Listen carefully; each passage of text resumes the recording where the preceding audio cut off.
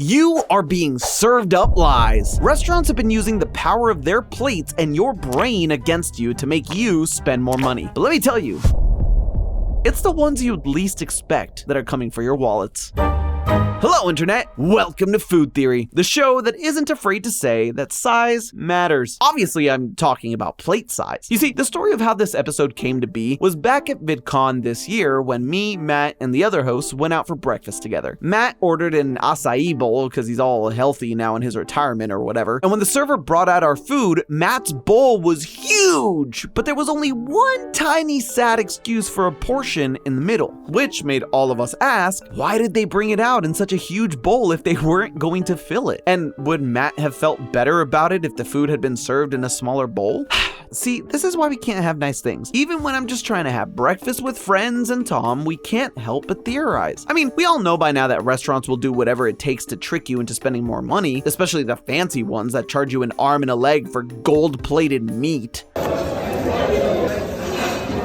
Don't get me started. Now, I did some digging to find out more and expose this scam, but what I found was shocking because it's not just the fancy schmancy restaurants trying to trick you with their large ones. The biggest ripoff are the places using small plates. Let's start off easy. What's the point? I mean, do plates actually make a difference to the dish itself? If we serve food on a big plate with some space left to spare or a tiny plate with the food bursting off the edge, that shouldn't change the quality or the taste of the meal itself, right? Well, it shouldn't make a difference, but it absolutely does. Take a look at this diagram. Which circle is bigger, left or right? If you answered anything other than neither, you're wrong. See, this trick of the eye is called the Delboeuf illusion. The additional circle on the left plays a trick on our minds because with it there, our brains see the circle to be smaller than the one on the right, despite them being identical in size. It's the space around the circle that leads us to think that it's smaller, and this psychology is used when leaving space on a large plate of food. Our brains are super powerful, and something as simple as the size of a plate will affect our perception of the meal being presented. Our brains use the size of the plate, or rather the space left on the plate, as a reference for whether the portion of food is big or small, or if it'll satisfy our hunger. This illusion isn't exclusive to meals served on a plate or a bowl, though. It's used across all different types of products. Like this example of Kellogg's Special K. A study put this image in front of a test group, and the portion on the left was rated as looking like it had 27% more food than the smaller looking portion on the right. Similarly, in an image of DasGnomo pizza packaging with two different images, the test group rated the left image to look 17% larger than the right. I swear, there's no left-hand bias here. All that changed in both these images was the plate and the bowl size. Less space on the packaging makes your brain think you're getting more food. But hold on, Santi. What does any of this have to do with fancy restaurants and their giant plates?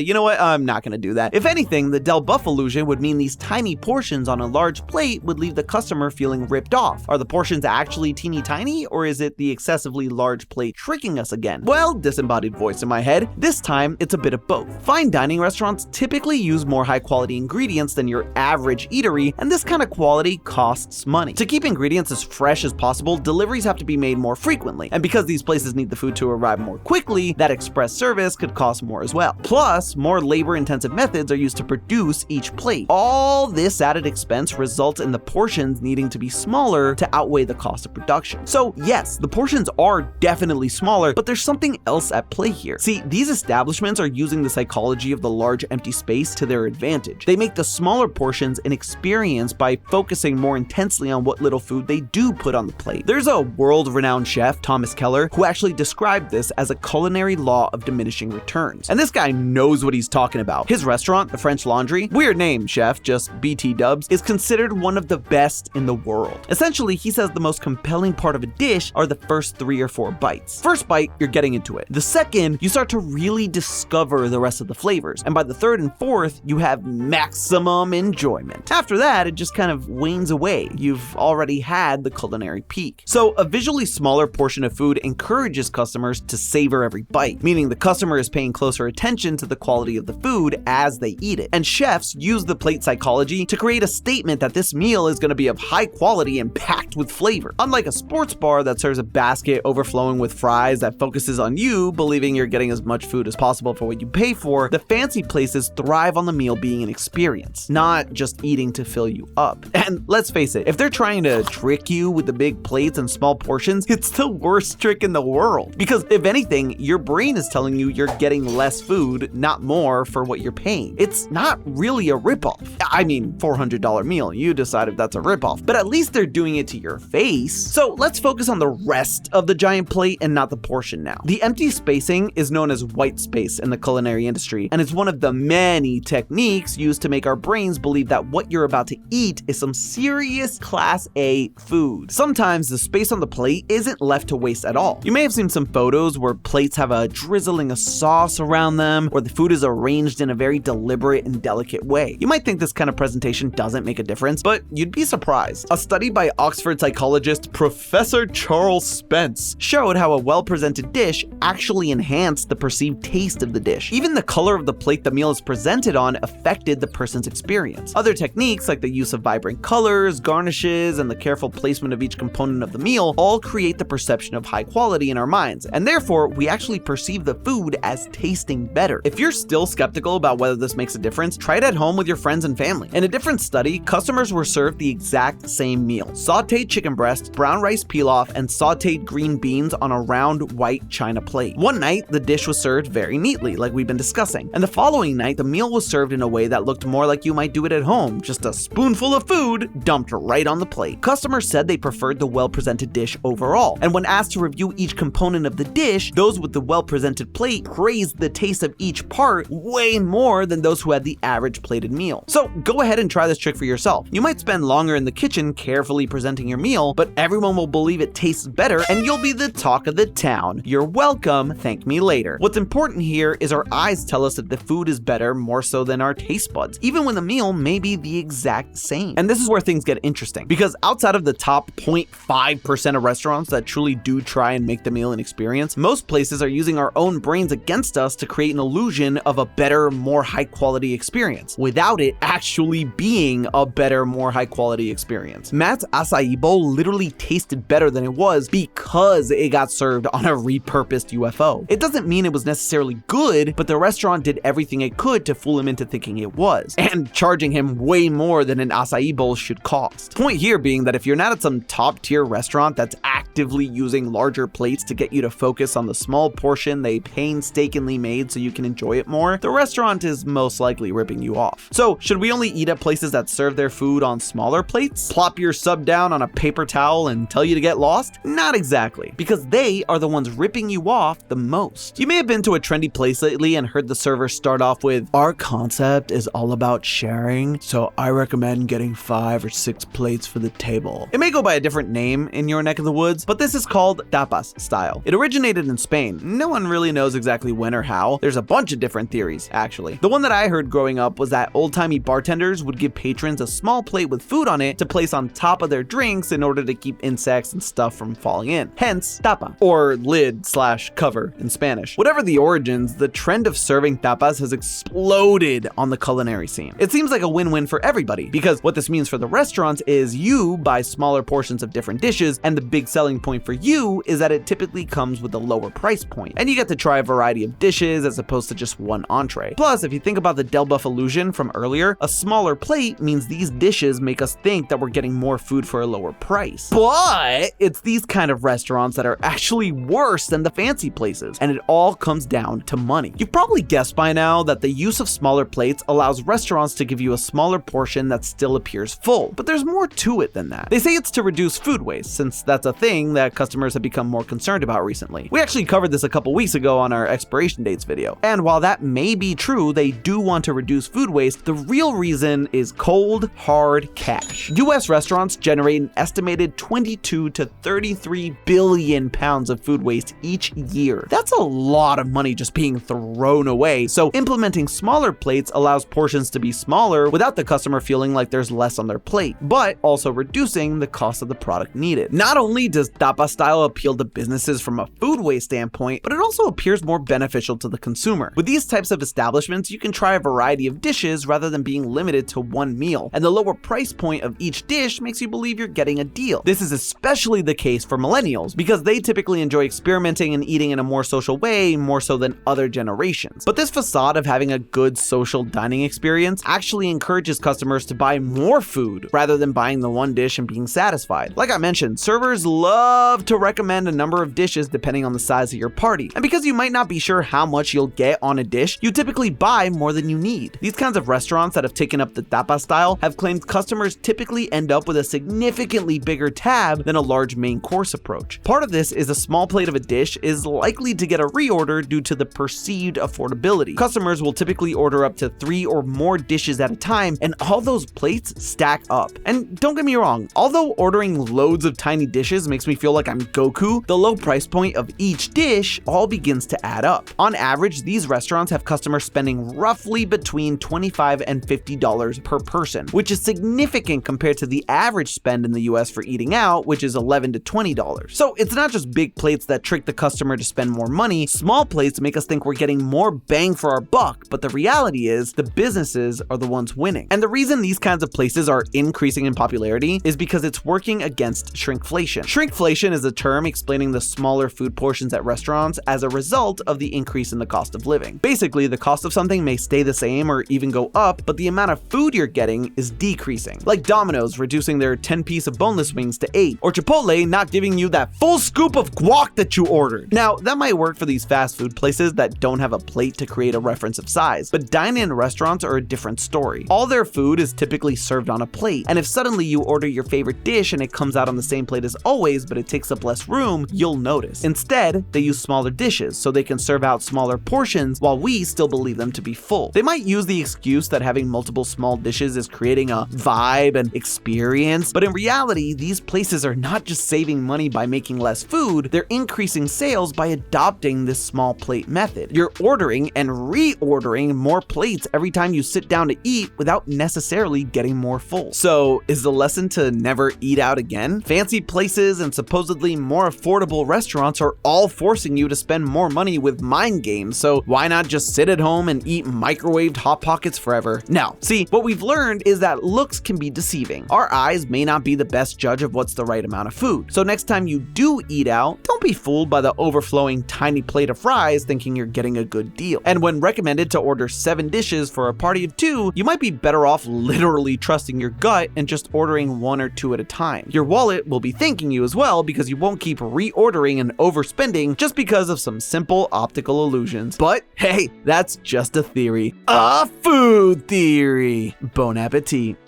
And hey, if you like this episode and want to see more, make sure to click the link on the screen now. And as always, I'll see you next week.